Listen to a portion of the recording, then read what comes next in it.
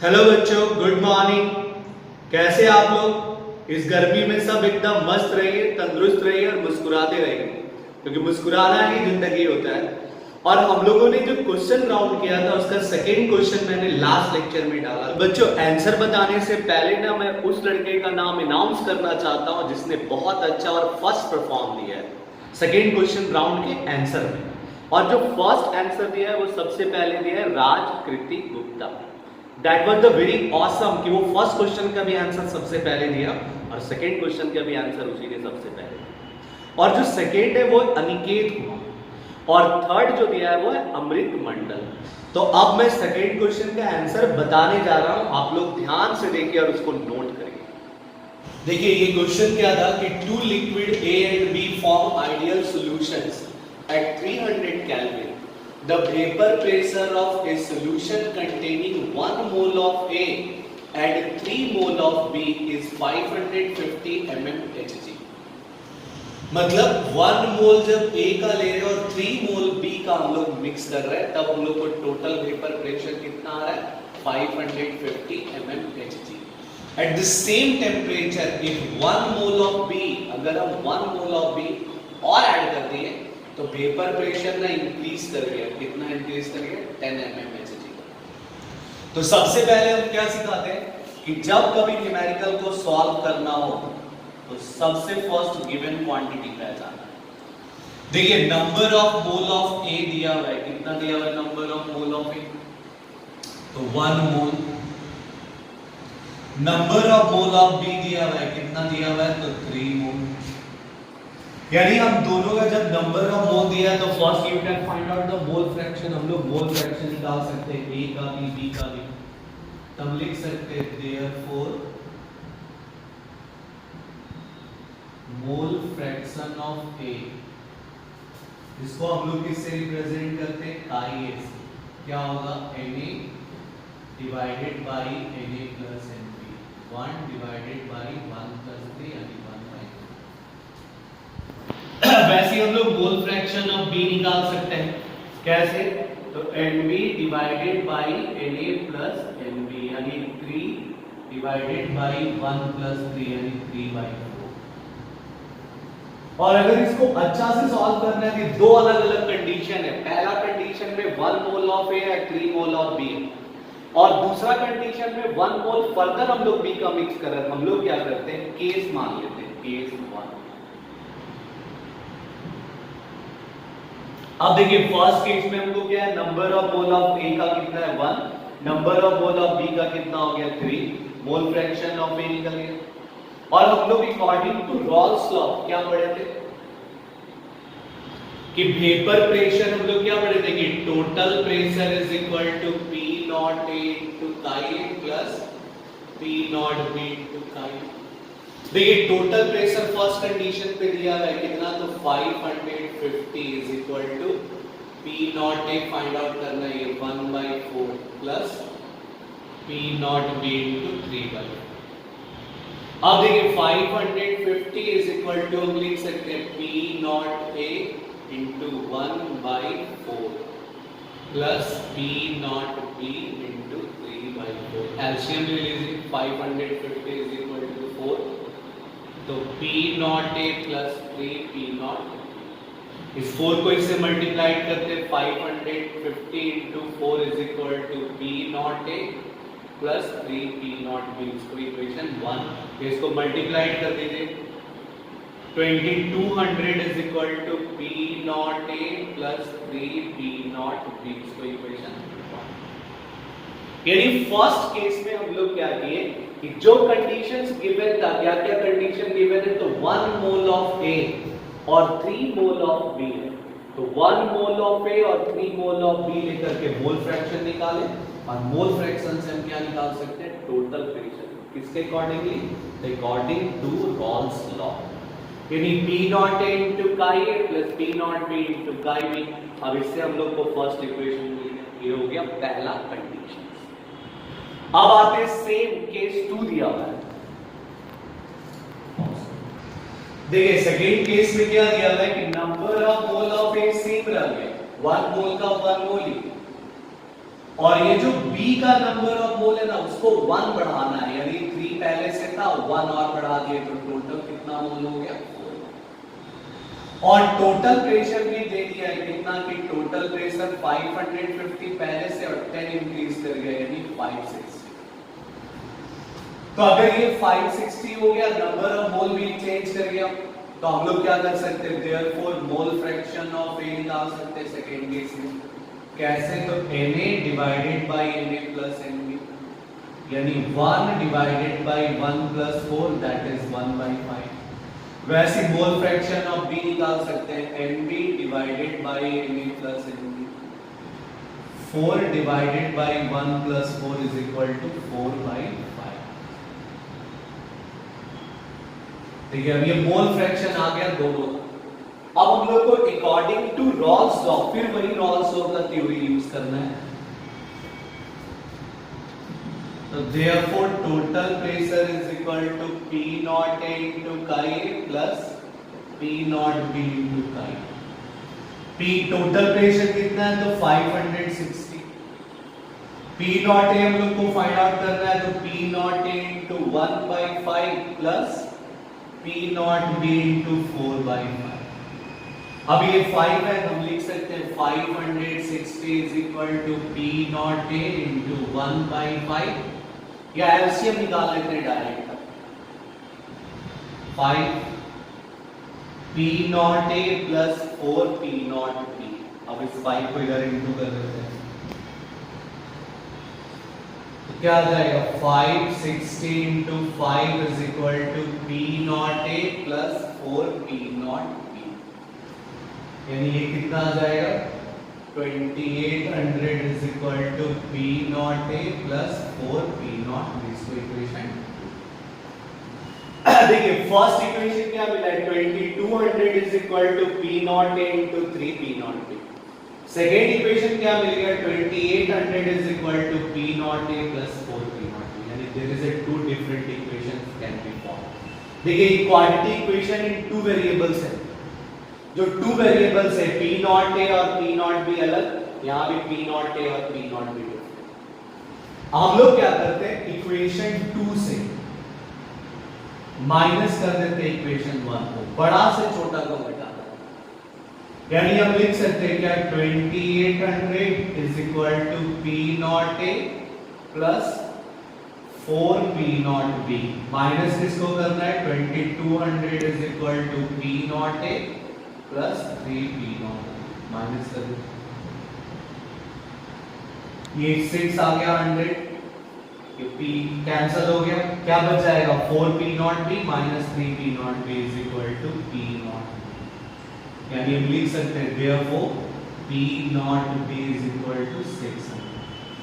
अब इस P not B का वैल्यू किसी भी एक इक्वेशन में पुट कर दिए, इक्वेशन 1 या इक्वेशन 2, P नॉट A आ जाएगा।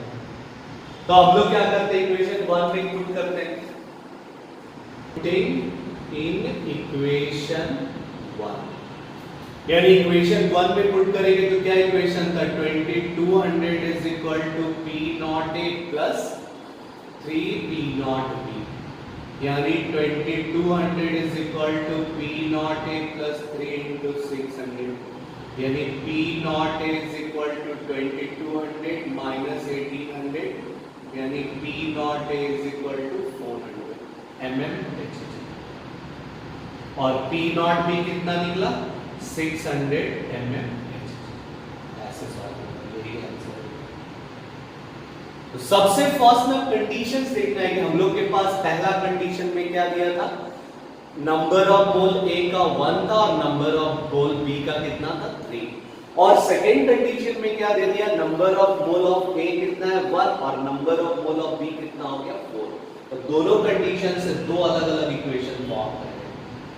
अब दोनों इक्वेशन को जब हम सब्सट्रैक्ट कर देंगे you will find out the answer easily, तो हम लोग का आंसर आ गया इजीली क्या, तो P नॉट A और P, तो ये था लास्ट क्वेश्चन का आंसर। अब हम लोग इसका आगे पढ़ने जा रहे हैं। हम लोग लास्ट लेक्चर में क्या पढ़े थे, डिप्रेशन इन फ्रीजिंग पॉइंट। आज हम लोग को इसका एप्लीकेशन पढ़ना और सबसे इंपॉर्टेंट चीज फिर उसका न्यूमेरिकल्स पढ़ना है। तो बच्चों लास्ट लेक्चर में हम लोगों ने डिप्रेशन इन फ्रीजिंग पॉइंट पढ़ा था।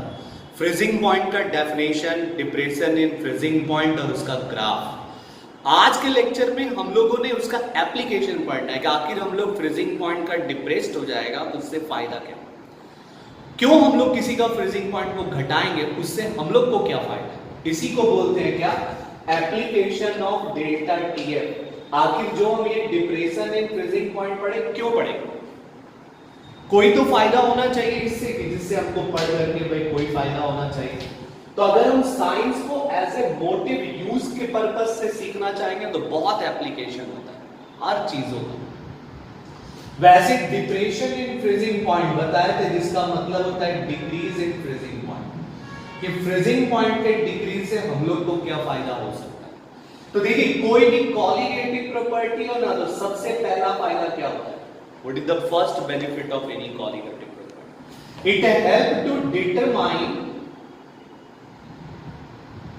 molar mass of unknown solute। कोई भी unknown solute का मोलर मास हम इससे निकाल सकते हैं। जैसे हमको पता है कि वाटर का फ्रीजिंग पॉइंट है 0 डिग्री।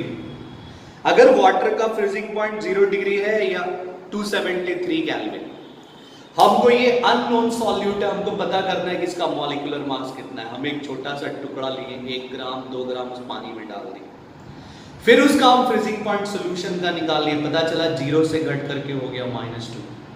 तो हम उससे कैलकुलेट कर सकते हैं बाई फॉर्मूला से कि मॉलिक्यूलर मास कैसे फाइंड आउट कर सकते हैं। क्योंकि लास्ट क्लास अगर याद होगा तो हम बताए थे फॉर्मूला कि delta TF is equal to क्या फॉर्मूला था, KF into given mass of solute into molar mass of solute into mass of solvent, और ये 1000। देखिए अगर हमको डेल्टा टीएफ पता चल जाए, केएफ तो पहले से पता है वाटर का, जो लास्ट लेक्चर में बताया था 1.86। गिवन मास ऑफ सॉल्यूट तो एक्सपेरिमेंटल चीज है, ये 1 ग्राम लेंगे कि 2 ग्राम लेंगे ये हमको पता है।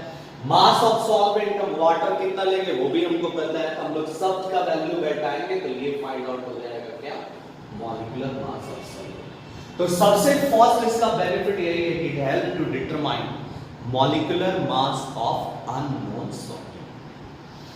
देखिए अब दूसरा बेनिफिट हमको क्या हो सकता है, बोला अगर ये डिप्रेशन इन फ्रीजिंग पॉइंट है, it help to decrease the freezing point of liquid. किसी भी लिक्विड का फ्रीजिंग पॉइंट को ये घटा सकता है।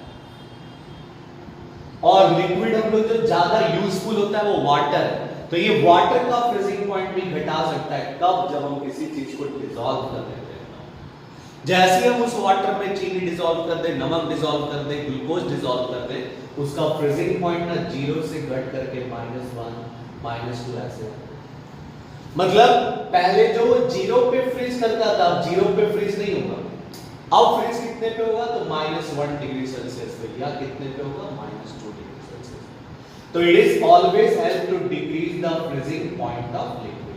अब बोला इससे हम लोग को क्या फायदा है, तो बोला बहुत फायदा है। देखिए पहला फायदा क्या होता है कि जिस कंट्री का टेम्परेचर 0 से कम है, या ठंड में बहुत जगह का टेम्परेचर 0 से कम, उसको सब वेदर हम लोग बोलते हैं, सब जीरो वेदर, कि 0 से भी कम टेम्परेचर जहां का होगा वहां पे ना व्हीकल्स चलाना बहुत टफ काम है। कार नहीं चला सकते हम लोग, क्यों, क्योंकि रेडिएटर के कार में ना पानी डाला जाता है, पता चला 0 से -5 डिग्री टेम्परेचर जम जाएगा सब पानी।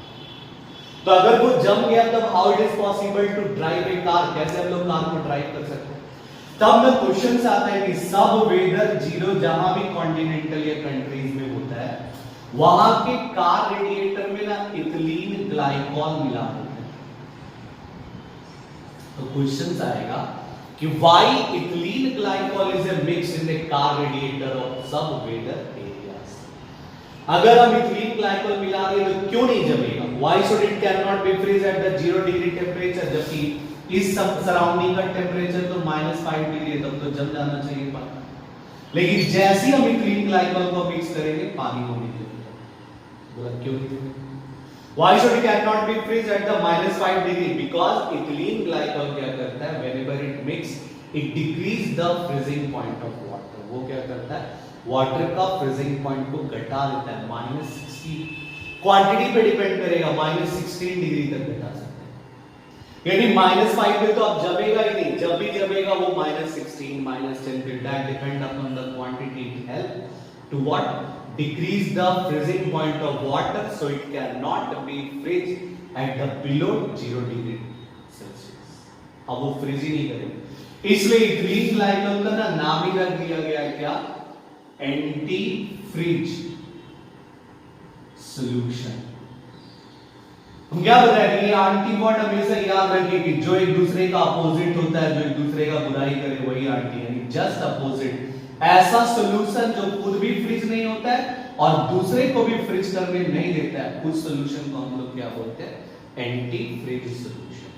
यानी those solution that resist the freezing of other liquid where it is mixed, such solutions are called the anti freeze solution. इसलिए कार रेडिएटर में हम लोग क्या मिक्स कर देते हैं, इथिलीन ग्लाइकॉल, ग्लिसरॉल, ताकि वो जल्दी फ्रीज नहीं करना चाहिए -5 डिग्री। ये सब क्वेश्चंस आए कि what is anti freeze solution, why ethylene glycol is mixed in car radiator, because it decrease the freezing point of water, और when it decrease the freezing point of water so it cannot be freeze at the lower temperature -5 -6 पे freeze नहीं होगा।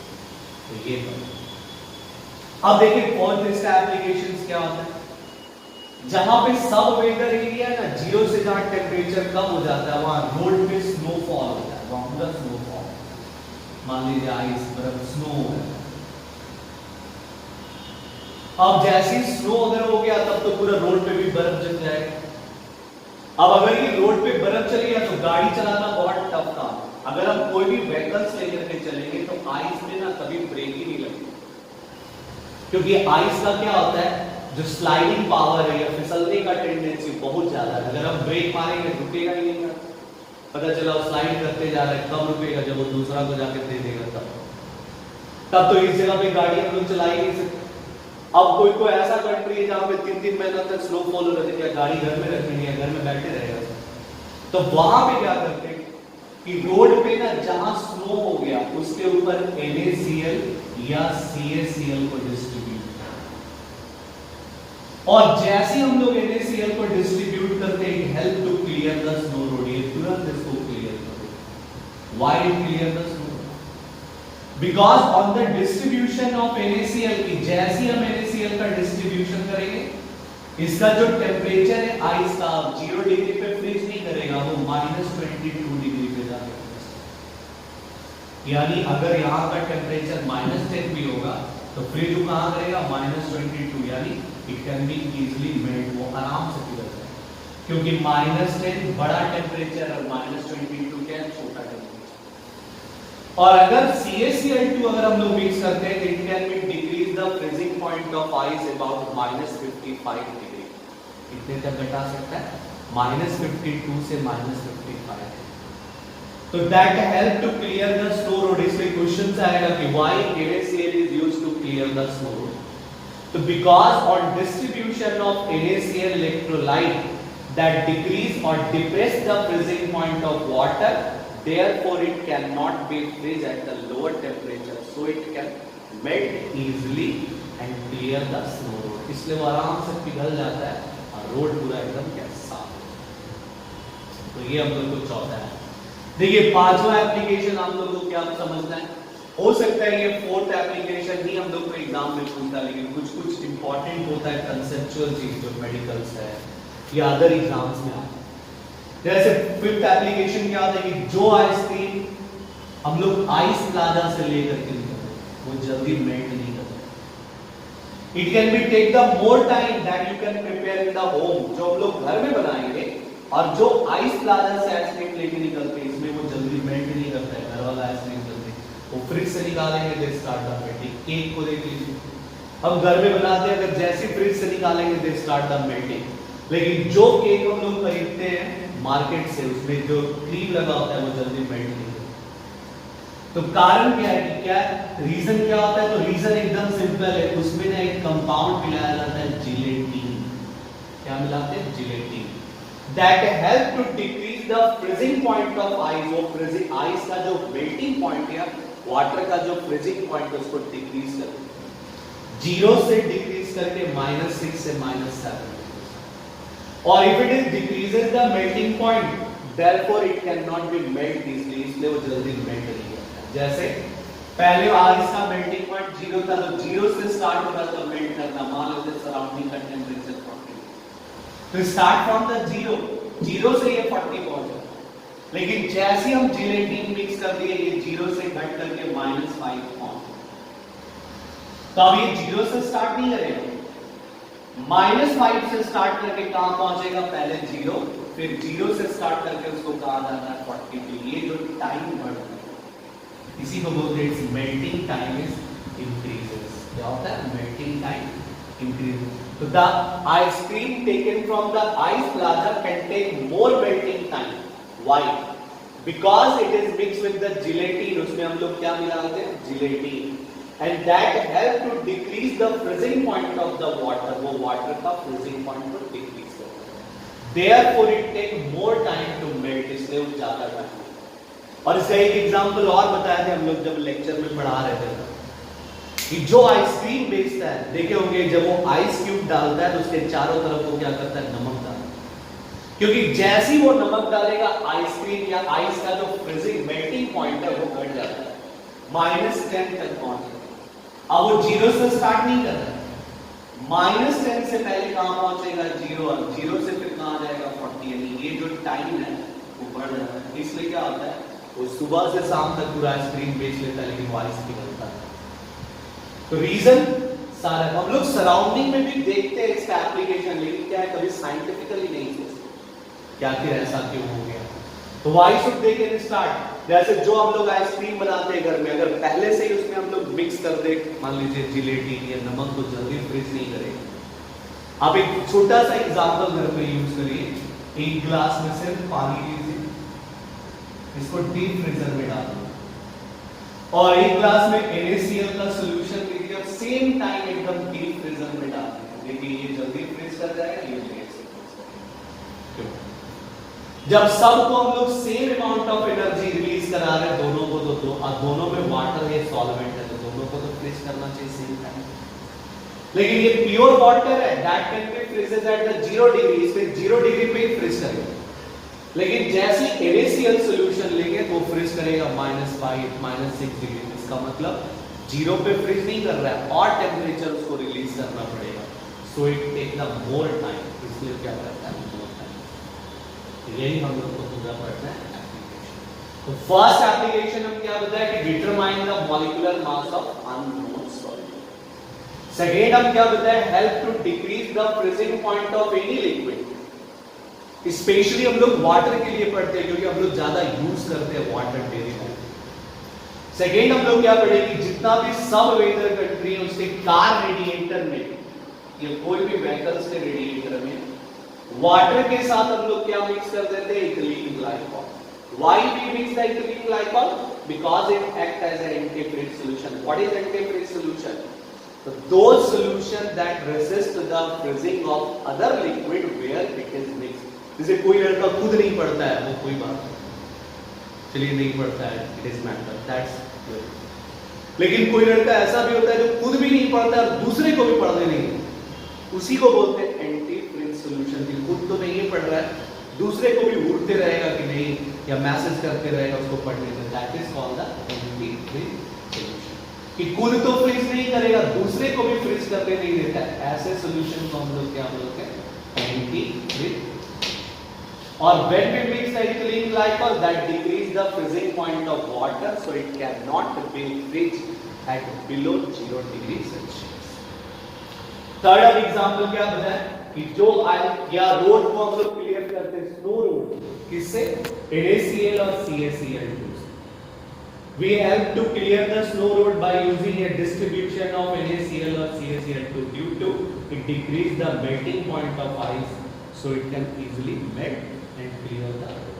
और fourth या next हम क्या बताया, देखिए आइस प्लाजा में हम लोग क्या मिक्स करते हैं, जिलेटिन। क्यों मिक्स करते हैं, that decrease the melting point of ice, so it increase their melting time। क्या बढ़ाता है, टाइम। मतलब जो वो आसानी से पिघल जाता था, जिलेटिन मिलाने के बाद थोड़ा टाइम लेकर के पिघलता था। और ये सिर्फ आइस प्लाजा में नहीं मिलाते, केक में मिलाते हैं, चॉकलेट में मिलाते हैं। नहीं तो पता चला गर्मी में जो हम लोग चॉकलेट खाते हैं डेयरी मिल्क या मान लीजिए पर, वो खाना नहीं होगा, पीना होगा। क्यों? क्योंकि सारा का सारा पिघल जाए, इसलिए हम लोग उसमें पहले से मिक्स करते हैं क्या, जिलेटिन, एक टाइप का सॉल्ट। तो ये हम लोग को पढ़ना है। अब इसका न्यूमेरिकल्स पढ़ेंगे, उससे पहले फॉर्मूला। तो हम लोगों ने एप्लीकेशन पढ़ा, अब इसका ना न्यूमेरिकल्स बनाना है, क्योंकि बिना न्यूमेरिकल का जो भी न्यूमेरिकल कंसेप्ट है वो सब अधूरा है। वैसे ही हम लोग को अब इसका न्यूमेरिकल को सॉल्व करना पड़ेगा, उससे पहले फॉर्मूला जानना। देखिए सबसे फर्स्ट जो हम लोग फॉर्मूला पढ़े थे वो था क्या, डेल्टा टीएफ। क्या था डेल्टा टीएफ? तो हम लोग पढ़े कि delta TF is equal to what, T naught F minus Tf. What is T naught F? It is the freezing point of pure liquid. What is Tf? It is the freezing point of solution. Second हम लोग formula क्या पढ़े थे कि delta Tf is equal to Kf into M. M is the molarity. इसी को हम लोग क्या लिख सकते हैं, तो delta Tf is equal to Kf into given mass of solute divided by molar mass of solute into mass of solvent. If it is ग्राम, अगर ये ग्राम में होगा तब हम लोग को यहाँ पुट करना होगा क्या, 1000। क्या 1000। अब देखिए कुछ चीजें याद रखना है, जैसे हम बताए थे कि 4 वाटर, अगर H2O के लिए हम लोग बात करें तो कभी कभी T नॉट F का वैल्यू याद ही रखना है, 0 डिग्री सेल्सियस। अगर डिग्री सेल्सियस या डिग्री सेंटीग्रेड में लेना है तो 0, केल्विन में लेना होगा तो 273 केल्विन। और इसका केएफ का वैल्यू भी याद रखना है, किसी किसी न्यूमेरिकल में दे भी सकता है, किसी किसी में नहीं भी दे सकता। कितना? तो 1.86 केल्विन केजी पर मोल। ये एकदम मेमोराइज करना है। और अब एक सबसे इंपॉर्टेंट चीज बताया था कि डेल्टा टी के टर्म में डिग्री सेल्सियस और केल्विन दोनों एकदम बराबर। बस यही छोटा सा इसका फॉर्मूला है जिससे हम लोग को बनाना। और एक सबसे इंपॉर्टेंट बात कि जो केएफ का वैल्यू है ना, वो हमेशा पर 1000 ग्राम में ही लेना है। अगर ये पर 100 देगा तो first you have to convert in the per 1000 ग्राम, जिसके लिए लास्ट लेक्चर में हम लोग फॉर्मूला भी बताएंगे। केएफ का वैल्यू अगर नहीं दिया रहेगा तो वहां पे एलएफ दिया रहेगा, लेटेंट हीट ऑफ फ्यूजन या एंथैल्पी ऑफ फ्यूजन, जिससे हम निकाल सकते हैं क्या, तो ऐसे हम लोग को न्यूमेरिकल बनाना है। इससे पहले फॉर्मूला देखिए बच्चों, इसका जो न्यूमेरिकल का जो फर्स्ट क्वेश्चन है ना, वो एकदम सिंपल दिया हुआ है कि solution containing 18 gram of non volatile solute in 200 gram of water freezes at 272.07 kelvin. यानी कितना पे फ्रीज कर रहा है, तो 272.07 kelvin. Calculate the molar mass. हम लोग को क्या निकालना है, मोलर मास, जो एप्लीकेशन का पहला बताया है वही इसी का न्यूमेरिकल्स बता रहे हैं। तो सबसे पहले हम लोग जब सॉल्व करना स्टार्ट करेंगे तो क्या बताया कि गिवन क्वांटिटीज पहचानिए। मास ऑफ सॉल्यूट दिया हुआ है कितना, तो 18 ग्राम। मास ऑफ सॉल्वेंट भी दिया हुआ है कितना, what is the mass of solvent, तो 200 ग्राम। और क्या दिया हुआ है, TF, it is the freezing point of solution, कितना, तो 272.07 केल्विन। अब देखिए हम लोग को निकालना क्या है, M solute. We have to find out the M solute. Molar mass निकालना है, तो मोलर मास निकालने के लिए सबसे पहले चाहिए डिफरेंशियल इन फ्रीजिंग पॉइंट, यानी डेल्टा टीएफ। तो हम लोग डेल्टा टीएफ कैसे निकाल सकते हैं, तो क्या फॉर्मूला बताया था कि delta TF is equal to T naught F minus. अब ये टी नॉट एफ कहां से आएगा, it is the water. Water का प्योर का फ्रीजिंग पॉइंट कितना बताया थे, 273 केल्विन माइनस 272.07।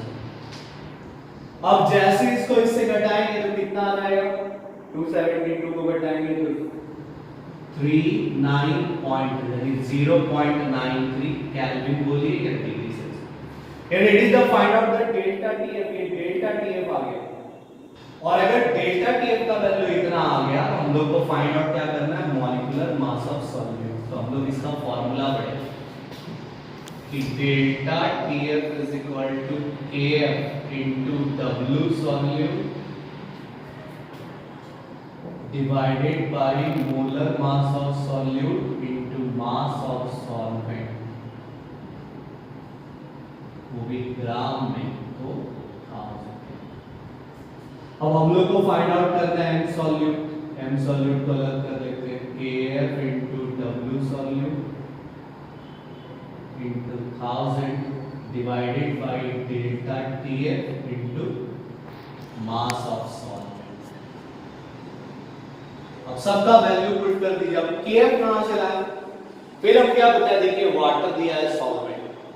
वाटर के अलावा कुछ भी देगा ना तो न्यूमेरिकल के क्वेश्चंस में दिया रहेगा केएफ का वैल्यू, लेकिन अगर वाटर होगा तो कभी कभी केएफ का वैल्यू नहीं होगा। यानी केएफ हम लोग को पता है वाटर के लिए कितना होता है, तो 1.86। और क्या दिया हुआ है बताइए, डब्ल्यू सॉल्यूट कितना दिया हुआ है, तो मास ऑफ सॉल्यूट कितना है, 18 ग्राम, यहां पे 18। और ये 1000। डेल्टा टीएफ का वैल्यू कितना आ गया, 0.93। और देखिए मास ऑफ सॉल्वेंट दिया हुआ है कितना, तो 200 ग्राम। हम लोग पुट करना स्टार्ट करते हैं, कैंसिल करते हैं। ये डेसिमल के बाद 2 डिजिट, इसमें भी डेसिमल के बाद 2 डिजिट, डेसिमल कैंसिल, ये कैंसिल 2 0, ये 2 से कैंसिल 5। अब देखिए ये 93 है, 186, ये भी 2 बार में कैंसिल, क्या क्या बच गया, 2 into 18 into 5, यानी आंसर आ जाएगा 180 ग्राम पर मोल। यानी it is the molecular mass of solute. कितना, तो 180। तो न्यूमेरिकल हार्ड नहीं है, बस समझना है कि पहले गिवन क्या क्या और हम कौन सा फार्मूला यूज करें कि आराम से हम लोग न्यूमेरिकल समझें। तो गिवन क्या था, given mass of solute, mass of solvent और टीएफ। टीएफ मतलब फ्रीजिंग पॉइंट ऑफ सॉल्यूशन। तो सॉल्यूशन का जब फ्रीजिंग पॉइंट दिया, सबसे पहले हम क्या फाइंड आउट कर लिए, डेल्टा टीएफ।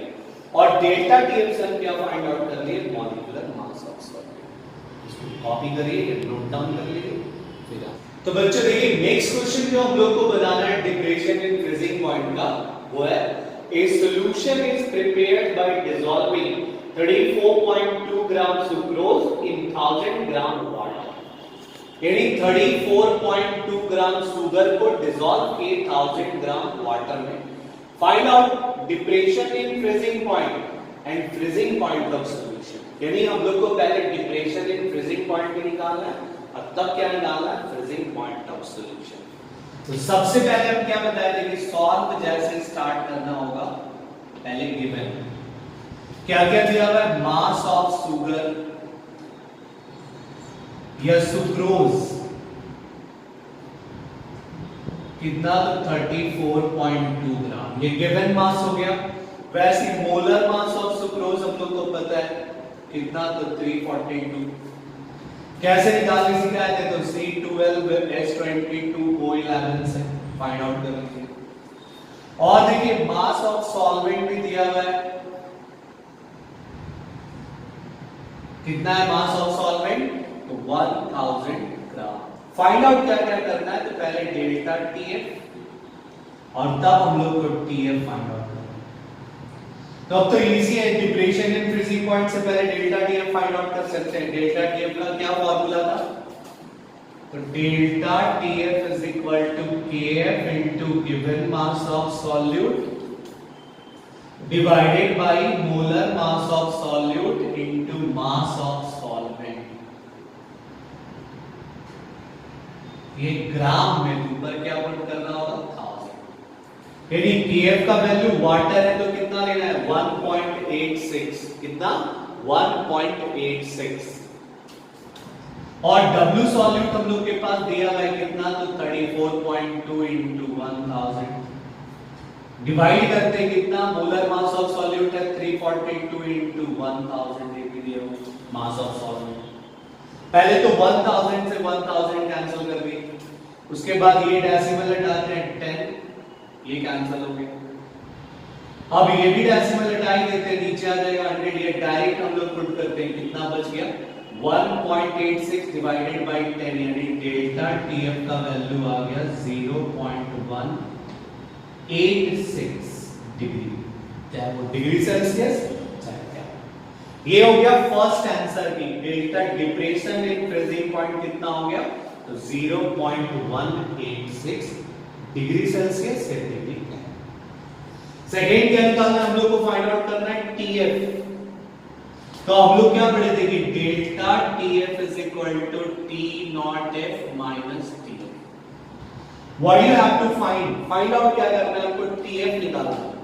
हम लोग टीएफ निकालेंगे कैसे, इसको इधर करते हैं उसको उठा के उधर करते हैं, यानी TF is equal to T naught F minus delta TF.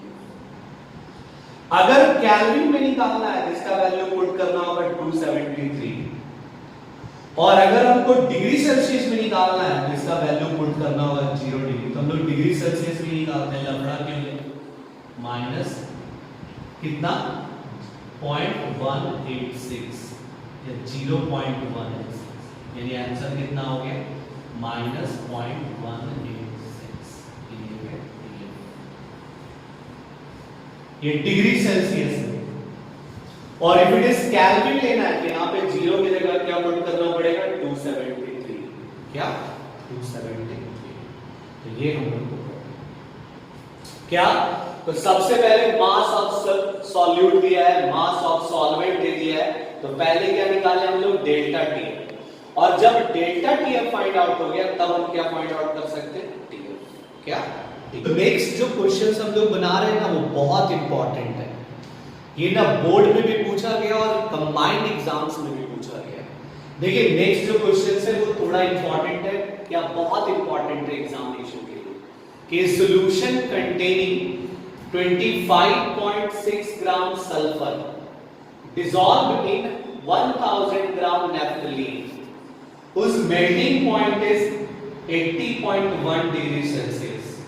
Give if freezing point lowering, मतलब फ्रीजिंग पॉइंट डिक्रीज कर गया, कितना से डिक्रीज कर गया, तो 0.68 degree. Calculate the formula of sulphur. अब इसमें एक नया पैराग्राफ दे दिया है क्या, तो calculate the formula of sulphur निकालो।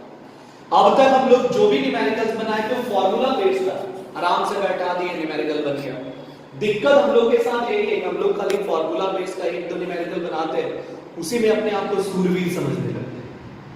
बहुत कोई बोलता है कि सर वीडियो में इतना न्यूमेरिकल्स क्यों बताते हैं, क्योंकि जो न्यूमेरिकल कंसेप्ट होगा उसमें न्यूमेरिकल बनाना नेसेसिटी है कि आप जितना न्यूमेरिकल बनाइएगा उतना उसका थ्योरेटिकल भी अच्छा हो जाएगा और न्यूमेरिकल भी अच्छा हो जाएगा।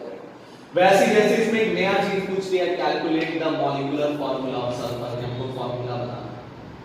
फार्मूला का मतलब जैसे ऑक्सीजन का फार्मूला पूछता है तो हम लोग उर्दू बोलते हैं, वैसे सल्फर का क्या फार्मूला होगा, S2 S4 S6 S8 कैसे निकालना, यानी how many number of atom, जिसको एटॉमिसिटी भी बोलते हैं, present at the sulphur together.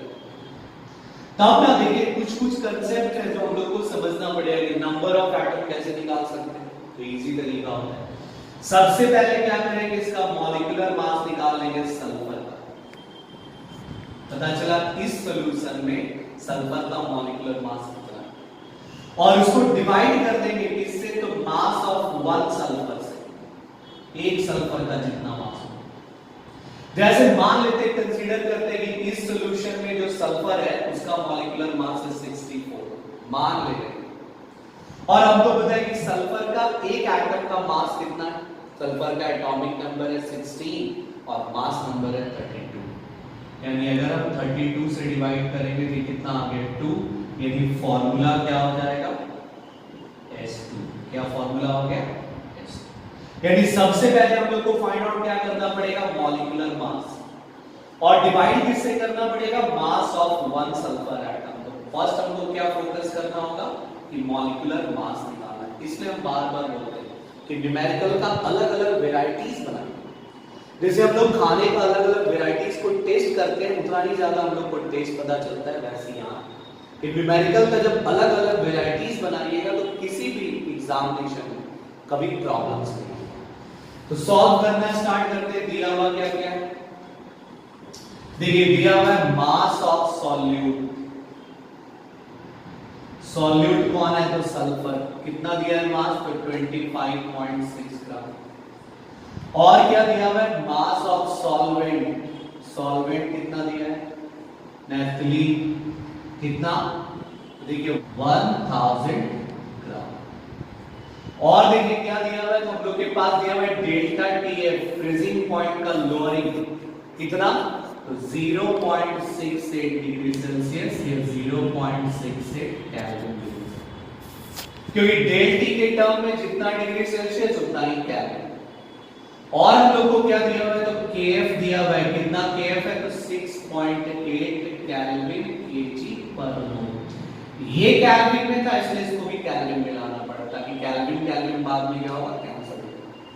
तो सबसे फर्स्ट हमको क्या फाइंड आउट करने हम बताएं? मॉलिक्यूलर मास ऑफ सल्फर, यानी देयरफॉर हम क्या फार्मूला लिख सकते हैं? Delta TF is equal to KF into given mass of solute divided by molecular mass of solute into mass of solvent और ये ऊपर 1000। पुट करते हैं वैल्यू सबका।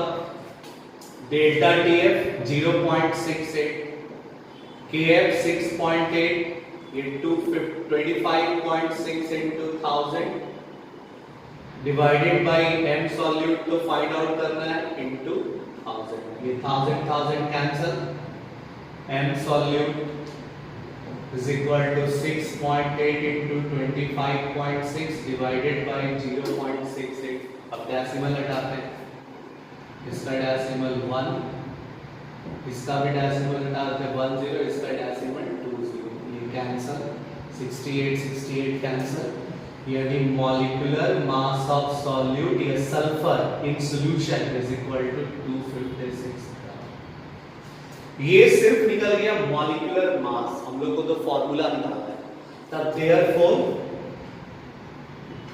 Formula of sulphur is equal to molecular mass of solute in solution divided by mass of one sulfur,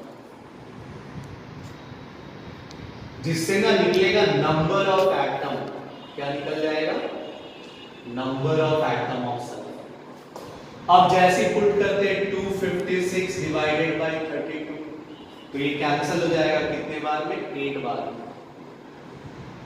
तब आ गया therefore formula is equal to ऐसे। ये हो गया फॉर्मूला। यानी सबसे फर्स्ट हम लोग क्या किए? मॉलिक्यूलर मास ऑफ सॉल्यूट निकालते हैं। तो कितना आ गया? 256। अब अगर हमको फॉर्मूला निकालना है तो उससे पहले जानना पड़ेगा कि how many number of atoms are present together in a solution. एक साथ सॉल्यूशन में कितना नंबर ऑफ एटम प्रेजेंट है। तो सबसे फर्स्ट कैसे निकाल सकते हैं? तो मॉलिक्यूलर मास जो ये आया उसको डिवाइड कर देते हैं मास ऑफ वन सल्फर में। जैसे इस पेन का वजन अगर 10 ग्राम और मेरे पॉकेट में अगर 50 ग्राम वेट है, एक पैकेट में अगर 50 ग्राम वेट आ रहा है तो सबसे पहले हम पता कर सकते हैं कि उस पैकेट में कितना नंबर ऑफ पेन है। वैसे हम लोग पता किए पहले नंबर ऑफ एटम किसका? सल्फर का। तो कैसे? टोटल मास को डिवाइड कर दिए मास ऑफ वन सल्फर से, यानी 256 को डिवाइड कर दिए 32 से, दैट विल गिव द 8। यानी एक साथ 8 एटम है। अगर 8 एटम है तो फार्मूला क्या हो जाएगा सल्फर का? S।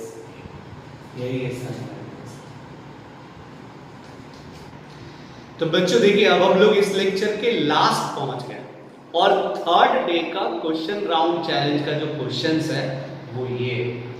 और ये जो क्वेश्चन है ये आप लोग को खुद अब पढ़ना है और खुद से सॉल्व करना है। आज मैं नहीं पढ़ूंगा इस क्वेश्चन को, इसलिए ध्यान से पहले इसको नोट डाउन कर लीजिए। तो बच्चों आज का लेक्चर हम लोग ना यही एंड करेंगे। और सबसे एक इंपॉर्टेंट बात मैं करना चाह रहा हूं कि जैसे ये लॉकडाउन के पीरियड चल रहा है तो मेरे साथ और भी लोग जुड़े हुए होते हैं। कुछ बच्चों ने खुद से, जिसके पास प्रॉब्लम नहीं है, कुछ बच्चों ने खुद से बैंक अकाउंट लेकर के उसमें फीस भेजा है। मैं उसके तहे दिल से उसको मैं शुक्रिया करना चाहता हूँ क्योंकि मेरे साथ और भी टीम जुड़े रहते हैं जिसकी जरूरतें होती है। सबकी एक अपनी अपनी बेसिक जरूरत होता है जिसको पूरा करने के लिए ना हर लोगों को कुछ ना कुछ पैसों की जरूरत पड़ती है या आर्थिक मदद किए हैं वो। क्योंकि हम लोग के साथ और भी टीम जुड़े हुए होते हैं, सबको कुछ ना कुछ की जरूरत है, कुछ का पेमेंट करना होता है। अगर इसमें आपने कुछ ना कुछ अंश अगर अपना योगदान किए तो मैं आपका बहुत बहुत आभारी हूं। और बच्चों मैं दुआ करता हूं कि आप लोग भी घर पे बढ़िया से एकदम पढ़ाई करिए और मस्त एकदम एंजॉय करिए पढ़ाई को, लेक्चर को।